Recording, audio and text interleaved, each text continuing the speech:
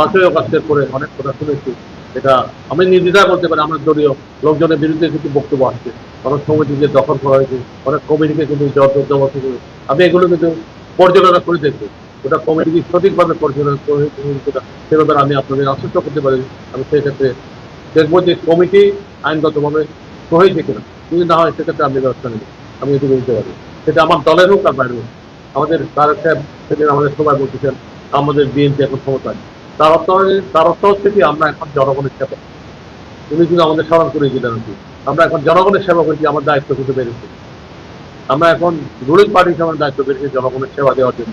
তো আমি আপনাদের আশ্বস্ত করতে পারি যে আপনারা আমাকে সহযোগিতা তথ্য দিলেন, আমি এগুলো পর্যাপ্ত বিশ্লেষণ করবো। সেক্ষেত্রে আপনারা আপনার সহযোগী হিসেবে কাজ করবেন। আমি কিন্তু দুর্নীতির ক্ষেত্রে বাবা বলি যে বিরত আছে, সেটা যে আমাদের দলের হোক না সেক্ষেত্রে কিন্তু বরদাস্ত করবেন। সেটা আমাদের তারা বাবা বলছেন, উনি বলছেন আমাদের ক্ষেত্রে উনি কিন্তু তদারকি করবেন। সেক্ষেত্রে আমি আপনাদের সহযোগিতা চাই। এই যে আমি সব বিষয়গুলো, আমি শুধু আপনাদের ওপিনিয়ন নেওয়ার জন্য এখানে আসছি। আপনার কি বলবেন এগুলো আমি তেমন বিস্তারিত